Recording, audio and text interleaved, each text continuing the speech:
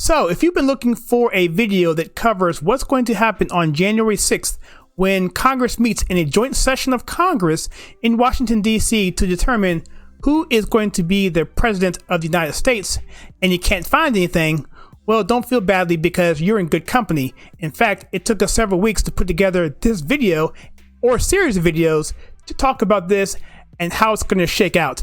There's a lot of possibilities and a lot of ways that this can go.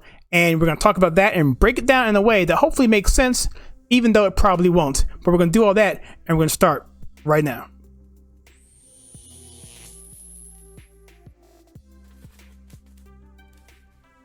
Hello, my name is Kyle, and this is The Conservative Take, where we take culture, TV, movie, news, and politics and filter it to you the right way. If this is your first time here, please consider hitting that like and subscribe button and that bell icon so you don't miss any future content. And also, if you'd like to support this channel, please consider hitting that join button to figure out how to do that. Okay, so for this video, we're going to cover this article by Ted Noel in The American Thinker. He did this last week, and he covers basically what Mike Pence's role is on January 6th.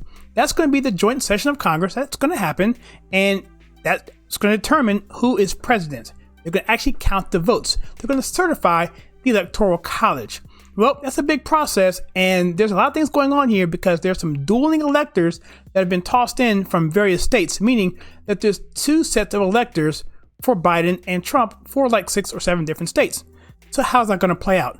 We'll cover that in the third video in the series, but to give some premise, to give some context, this video is going to do that. The second video is going to be basically in historical context of what's happened in the past and how we haven't quite done the right thing across the board, and that there is an historical context as well as a constitutional context of who is the ultimate authority in counting the votes. So for now, let's just go back and let's talk about really briefly here what exactly is an election and how a president is determined in the Constitution. And simply is this. It's like the best way to put it is this way. When you vote for your mayor or you vote for your congressman, it's an up and down vote of who has the most votes in your particular district or state. Well, in the country, we have various states, 50 to be exact, plus other territories, but let's just keep it within the 50 states. Each state has a certain number of electoral college votes.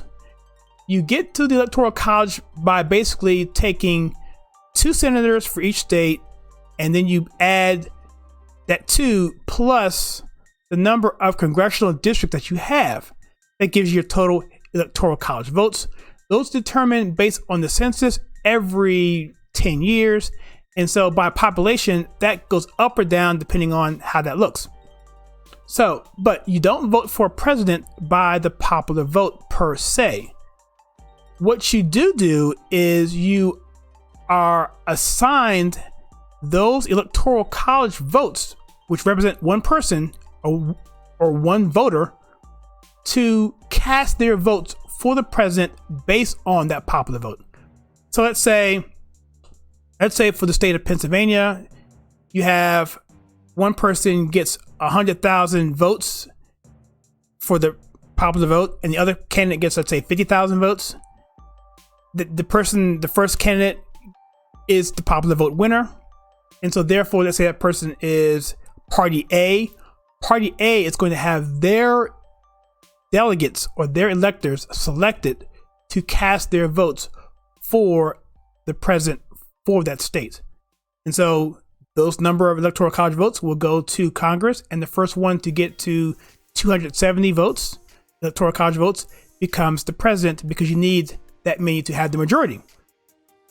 Seems complicated, but that's the process. So you're voting not for a person on the ballot for president, you're voting for a set of electors by party to adhere to your decision to take the popular vote and send that to Congress to be decided when the votes get certified on that joint session of Congress. That joint session of Congress is going to happen on January 6th. So that's a mouthful, but that's how it sort of works. And that's how it works. So here it says in the article here, it says on January 6th, Congress will open with Mike Pence presiding as president of the Senate, his power will be plenary and unappealable, meaning he will have absolute power and that power will be unappealable. It says here, you heard that right. As the president of the Senate, every objection comes directly to him and he can rule any objection out of order or denied. His task will be to fulfill his oath of office to protect and defend the Constitution of the United States and to ensure that the laws be faithfully executed. Ted here says, this is a high standard of performance and the Vice President Pence will have two choices. He can roll over, certify electors, or he can uphold the law. Okay, so now that we understand how a person gets elected to be president, how that plays in with the Electoral College, you have to understand that the process of the certification of the Electoral College is also a process, and that's the crux of everything and why things are kind of flaky. We will cover that in the third video of this series of what can happen and why what can happen. It's very interesting. But in this particular video and in this particular article by Ted Noel of the American Thinker, he talks about how Mike Pence, it's up to him to judge whether or not the election will be held at all. In other words, what is an election? And that's what this video is all about. And so in the first paragraph here, he talks about how on January 6th, there's going to be a joint session of Congress, as I mentioned before. All that means is that both the House and the Senate will be under one roof to discuss and to debate and to ultimately certify the election. But the person who's in charge of that is Mike Pence. He's the vice president. He is the president of the Senate. This is a Senate hearing, more or less. And it's up to him, and that he has plenary authority, which means absolute authority to decide how this meeting is run. His objections are unappealable. In other words, we mentioned this before, that the Supreme Court cannot even object to this. It is his sole authority. And we'll cover that also in the second video in this series as well. But here, it's very interesting to figure this out. It's also very important to understand that Mike Pence will basically have two choices. He says here, he can roll over on the certified electors, or he can uphold the law. And what they're saying here is, the certified here is in quotes, because certified is what the big question is. Does the Secretary of State of a state have the authority to certify votes? We mentioned it in many videos here that they do not. Or he could uphold the law, which means go to what the Constitution says, and that is that the state legislators have the authority to certify the votes. Let me back up a little bit. What does it mean to certify a vote? All right, so let's go back to my example of the Electoral College again. Okay, so once that particular election happens, somebody has to come in and say, okay, this election is valid, it's certified, we're going to go with these numbers. The votes that we have for candidate A and the votes we have for candidate B are accurate, and we can therefore say we can trust the electors to make a decision on that particular state. That's what certified means. That can be done, and it has been done, mostly by governors, by secretaries of states, sometimes even bureaucrats outside of that process, and sometimes even the judges or in the court can do it. But ultimately, it comes down to the state legislators. And he mentions it here, Article 2, Section 1 of the Constitution gives state legislators the plenary authority, again, as enunciated in the Bush v. Gore of 2000, where it said that, it reiterated that it's the state legislators that have the authority. And here's the deal. We have electors who are pledging to give their votes to Trump, and we have electors that are pledging to give their votes to Biden from the same state. So you have two sets of electors. Which one gets counted? And that is the whole deal here, because we have states like Arizona, Georgia, Michigan, New Mexico, Nevada, Pennsylvania, and Wisconsin have all sent dueling electors to DC. This means that the vice president has to decide how he will handle the situation when two sealed envelopes are handed to him from any of those states. It's very important to understand that any three of those will shift the election over to Trump. And that is the crux of all of this. So to give you an example of what's happened in the past, it's a long time ago, but 1800, the election between Thomas Jefferson and John Adams. It's interesting is that it was a really close election, but there was a situation in the state of Georgia where there was, let's put it this way, irregularities in Georgia, where it basically was fraud was happening. And so, but Thomas Jefferson, who was the vice president, when it came time to certifying the Electoral College, well, he counted the defective Electoral College votes from Georgia, effectively giving himself the presidency. And this demonstrates here that the president of the Senate, the vice president, is the final authority on any motions or objections during the vote counting. There is no appeal. Now, this doesn't mean that there won't be any outrage. There will be. But at the end of the day, whatever Pence does, somebody is going to be angry. And that's what he's saying here. But what's more important is, what does the law say? And Pence needs to uphold the law. And the law simply is this, is that those 7 states that sent dueling electors, all those states like Michigan, Arizona, Georgia, New Mexico, Nevada, Pennsylvania, and Wisconsin, all of those states violated their own election laws. And therefore, there was not an election. So what is actually an election? Well, here it says here, an election is a process of counting votes for candidates. Only valid lawful votes may be counted. A lawful vote is 1. Cast by an eligible, properly registered elector as prescribed by laws enacted by the state legislature. 2. Cast in a timely manner as prescribed by laws enacted by the state legislature. And lastly, cast in a proper form as prescribed by laws enacted by the state legislature. Any process that does not follow these rules is not an election. Anything that proceeds from it cannot be regarded as having any lawful import. So basically he comes out and says this, and I'm going to paraphrase this. He basically says, look, Pence is an honorable man. He respects our laws, our traditions, but at the same time, he's probably not going to do anything crazy over the top. But at the same time, given what I just mentioned, he's going to want to uphold the law. And so he gives an example here of Georgia, just a hypothetical, because we know Georgia has a lot of problems here. So I'm going to read this verbatim because I find it very interesting. You see it here on the screen. He says, what if Mike Pence does this? He's at the podium. You got the House on one side, the Senate on one side.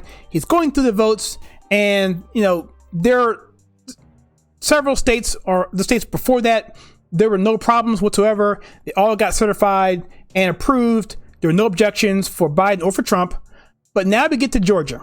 Georgia's the one where we have dueling electors, and there's clear violations, there's clear fraud, there's clear everything going on in Georgia. It's just absolutely ridiculous what's going on there. You have the Secretary of State there, Rosenberger, whatever his name is. But he gives us a scenario here of what happens if he just were to say this instead of counting the votes. What if he said this? In my hand are envelopes purporting to contain electoral votes from Georgia. They're competing for consideration. So it's essential that I consider the law that governs this. That law, according to the legislature of Georgia and Article 2, Section 1 of the United States Constitution, is the Georgia statute that includes procedures for signature matching on absentee ballots, for requirement that all absentee ballots be requested by a legitimate voter and that monitors be meaningfully present at all times while votes were counted. Timeout. That was not done.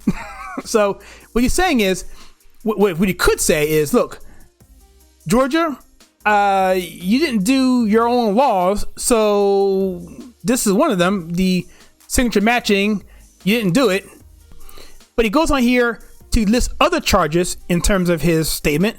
And at the end, he says, therefore, after all these things were violated, the chair, which is himself, Mike Pence, rules that Georgia has not transmitted the votes of any presidential electors to this body. Georgia presents 0 votes for Donald Trump and 0 votes for Joe Biden. So he could simply say this, that based on what's going on here, based on the hearings we've seen, based on evidence that he listed here below, I didn't mention them all, but you can read them here on the screen, that Mike Pence, the president of the Senate, doesn't have to count any of the votes. He can just toss them out. Is that the vice president, as the presiding officer and final authority, has the unquestionable authority to declare that the states in question have not conducted presidential elections. There will be wailing and gnashing of teeth, but no one has the authority to override this decision. So essentially, he could just say, look, there was no election, so it's null and void because of those 3 things I mentioned before. I'll go over them again. Cast by an eligible, properly registered elector as prescribed by laws enacted by the state legislator. Cast in a timely manner and cast in a proper form as prescribed by the laws enacted by the state legislator. And mind you, this statement that he could make in this hypothetical for Georgia, he can make it also for the other 6 states, says nothing about who might or might not have won the election because there was no election. And so rather, by not following their own laws as enacted by their own legislators, they have violated Article 2, Section 1 of the Constitution, and thus have not conducted an election, and the results are void. So what would happen next if Mike Pence goes through all 7 states and says that this is a void election, that it didn't happen? It would essentially give Trump the election because he would have 232 to 222. The 12th Amendment says, quote, the votes shall be counted. The person having the greatest number of votes for president shall be president. Doesn't matter about 270. It's just whatever is the total. Whatever is the total after it's counted. So essentially, Pence could essentially say, look, in these 7 states, there was no election because those 3 criteria that I mentioned before never happened. Interesting. So in this case, he says here that Donald Trump will be reelected since he has the majority of actual electoral votes and that there will be no need to involve the House of Representatives to resolve a contingent election. He goes on to mention about Richard Nixon chose not to contest the 1960 election because he felt that winning that way would lead to an ungovernable country. If Vice President Pence does this, that same argument might be made, but it's the country governable even now. Blue states such as California, Oregon, Washington, New York, New Jersey, and Michigan are already operating in an openly lawless manner with their emergency, quote-unquote, COVID-related restrictions. Their denial of the civil rights of law-abiding citizens is horrific. Their refusal to do basic policing and law enforcement is a recipe for open war. How much worse would things be if Vice President Pence lived up to his oath and upheld the law? So, quickly summarize here, and this has been long. Because Mike Pence in the joint session of Congress on January 6th has absolute authority to make determinations of the vote count, he's the presiding officer. He has the ability to tell Congress that based on the definition of the word elections, he can say, look, this never happened for the various reasons. We mentioned it for Georgia. There was one, we mentioned one with the signature matching, but there's others ones in there you can see for yourself there. For Georgia, where the states violated their own election laws, and therefore there was never an election.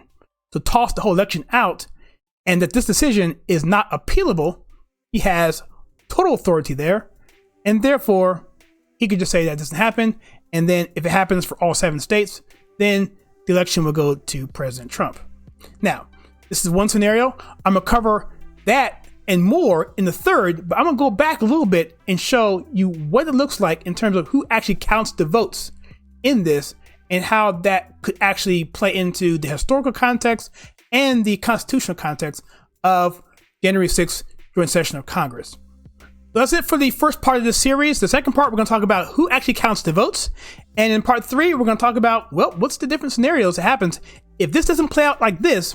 What are the other ways that they can play out, and it gets insanely crazy. Okay? Please check that out when that comes out in a few days.